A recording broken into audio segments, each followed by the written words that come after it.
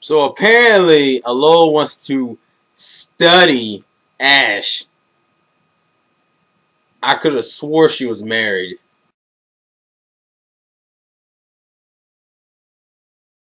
Yo, what's up, guys? This is the Ginseng Game Trick here, and I am here to bring you Pokemon Best Wishes Episode 15 review, which is your second gym battle.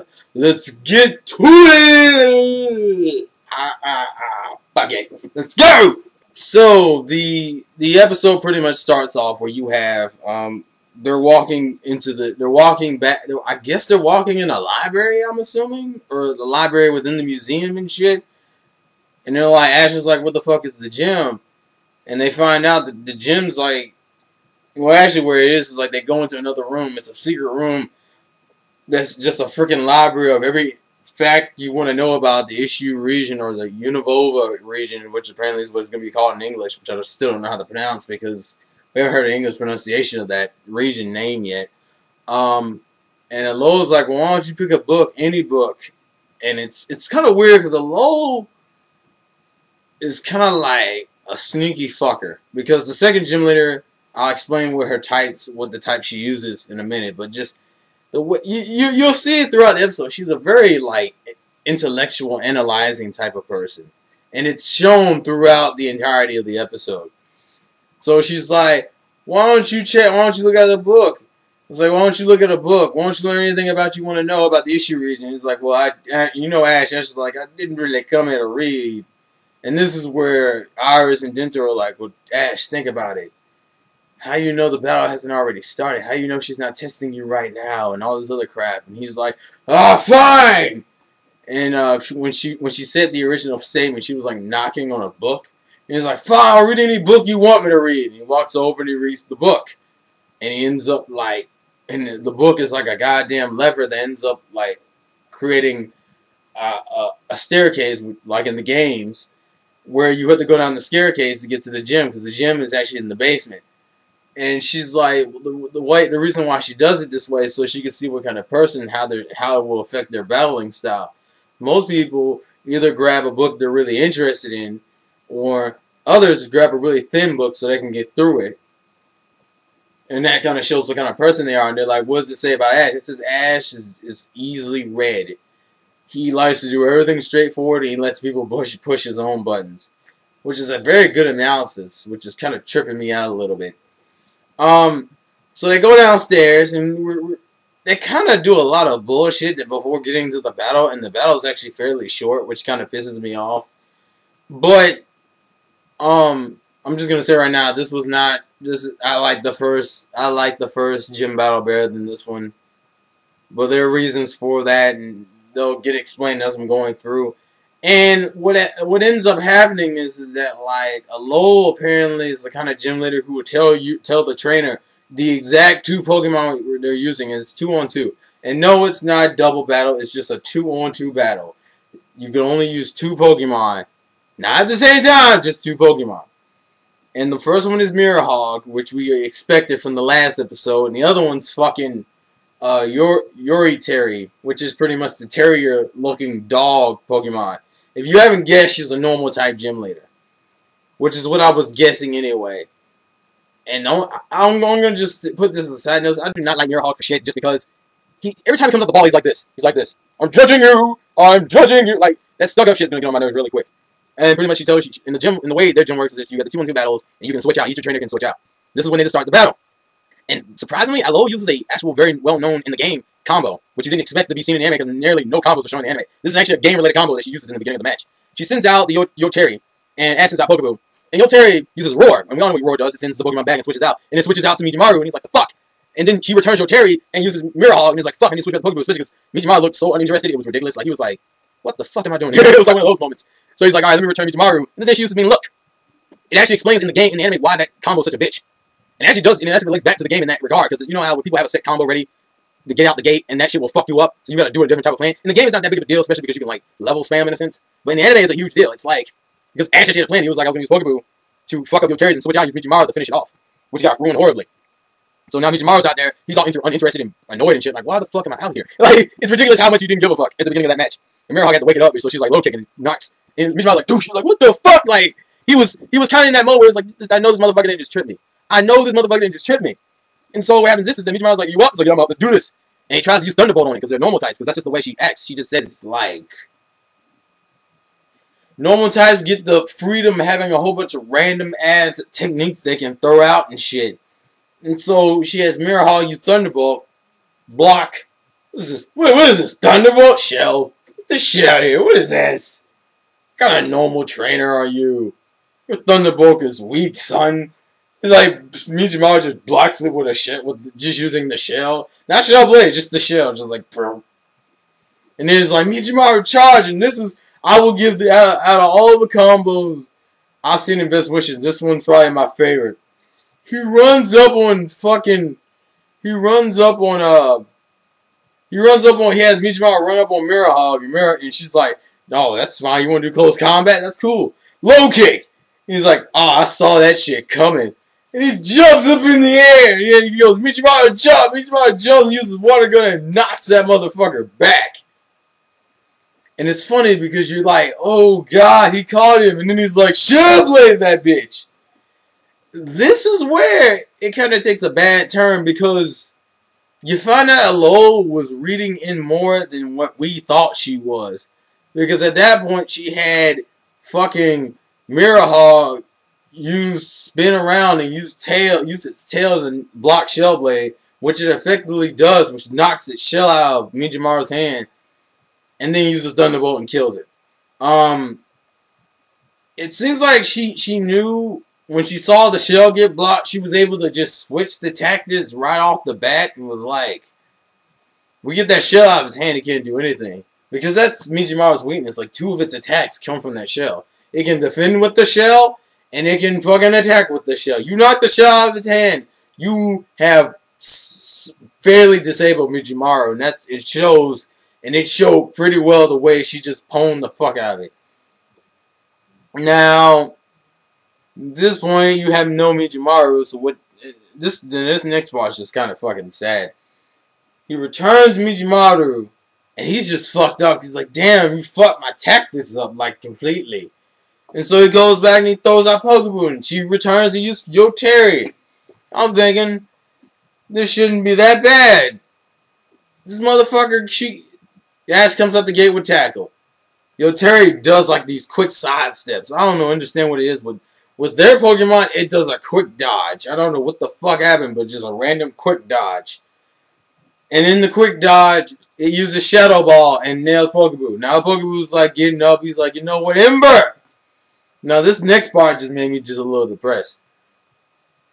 She has Yoteri use Takedown and blazes through the entire barrage of Ember and knocks it the fuck out. The fuck happened? The fuck happened? I have no idea what happened. It was just... like, that battle was so quick, it was ridiculous. It's just like, Ember. Oh, fuck yo, Ember. Bah! And just, Pokeball's out. Just fucking out. It's kind of depressing.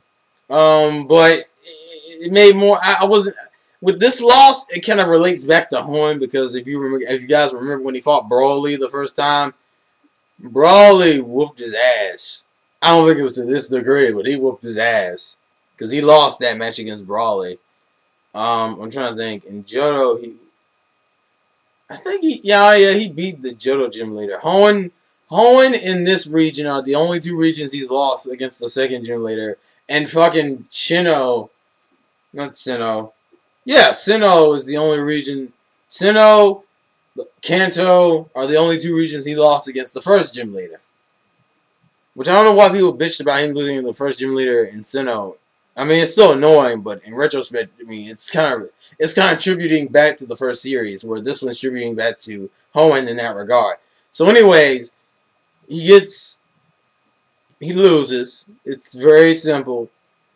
And what they have is, like, while they're waiting at the Pokemon Center for his Pokemon to get healed, he kind of has to talk with Iris and Dento, talking about, like, man, they just fucked up my combination. The Roar and the Mean Look combination is a very devastating combination. Apparently, that's what she's known for. Which probably means with me, I'm gonna like fight her with some bullshit. Like in my mind, I just have it. Like I bet you in the game she does that same combo, and if she doesn't, the fuck. If she does, that's a good tribute to the game. People who play Black and White, let me know. I'm just curious. So anyways, they're talking about battle strategies, and they suggest why don't we go to Battle Club to train, which I did not know you could train at the Battle Club, which is fucking awesome. So their Pokemon get healed, and they're like, you know what, let's go to the Battle Club and train. Pretty much from that point, it goes into Team Rocket shit. Now, from the last episode, we know Team Rocket needs to go back and steal that meteorite, so you're thinking, oh, Ash and Team Rocket collision. No. Fuck no. They wait until the middle of the night to do some really stealthy shit. They, like, sneak in. It's like we can only let off this, it's like James is working the controls in the van that they have, apparently, for no reason. And fucking Jesse and Meowth, they gotta go switch out the meteorites. And it's not like Indiana Jones shit. It's just really stealthy shit. And it's like, all right, I'll cut the wires. I'll keep the laser beams off for about 10 seconds. That's all you get. And they're like, that's more than enough. And god damn it was more than enough because they fucking ran in there, switched it out, ran back. Everything was good. They got in the van and left. That's all Team Rocket does. It's ridiculous how non-involved in the plot, at least not in the Ashes related shit, they are not in, because it's actually kind of terrifying in some sense, because at some point I feel like I'm losing Team Rocket's original basis with me. But that could just be me. And pretty much the end of the episode really concludes with they're going to go talk to Don George about training in the Battle Club after explaining Ash's situation to him. And the doors open with this bright light, and then it says to be continued. Now, if you watch the previews for the next episode, apparently they do some training and fight her again at the end of the episode. Now, I don't know if it goes the full battles in the next episode, but I do know they do fight that full fucking they do rematch her in the middle of that episode. And apparently her Yoteri evolves, which I guess is to bring, which I think that's a real tribute, because I think, if I remember right, Brawly's Makuhita evolves in the middle, evolves the second time Ash goes back and fights him. So I guess it's tributing the fuck out of Hoenn shit now. But as far as an episode goes, it's nah. It's nah because he loses and the battle was so short. If I had to say anything, I like that combo he pulled off of Michimaru, even though he was caught off guard with the whole roar and mean look thing.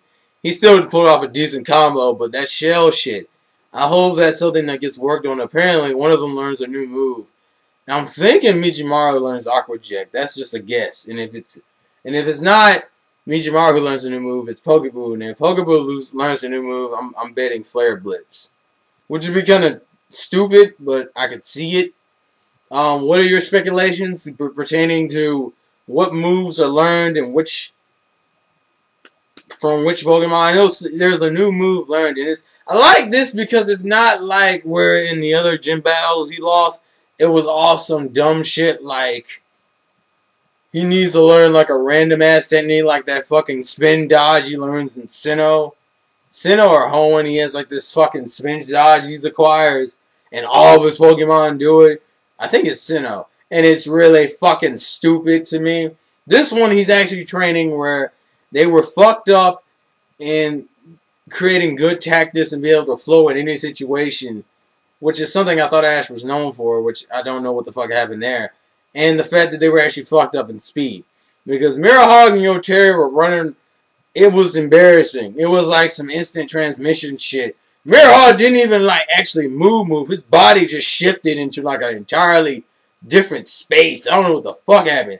Yoteri is about the same thing. Dude, and I'm like, what the fuck just happened? Like, where did they go? So, in that regard, I'm expecting this to be something fairly interesting. Just based on that, I'm looking forward to seeing what moves they learn, how much stronger they get, and see if he wins this rematch. I'm not really pissed about him losing as much as I thought I would be, Because honestly, the way they do it in the anime, you can't get as pissed off as you do with certain other gyms. Like, well, who was it? Roark's gym. Roark's gym, when he lost against Roark, that shit kind of annoyed me.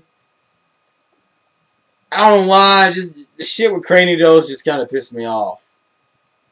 And for whatever reason, they always have, like, the bitch, whoever he's fighting evolves. So it's more of an accomplishment. I don't know why Joe Terry. I think it's because Mirahog is already an evolution. That's why. But that is my review for Pokemon Best Wishes, episode 15. I hope you guys enjoyed it. Life's a game. Play to win. Put your comments and speculations in the comment section below. And what do you guys have to think about Ash? What was it? Like, learning, quote-unquote, learn me, support me, good, LOL. Which seemed like some weird... How do you put it? Cheating marriage kind of shit? I don't know. That was just kind of a weird moment for me. But anyways, I'm going to let you guys go. I got to do One Piece and Naruto. And I'll see you later. Peace. So, gotta catch 'em all, Pokemon.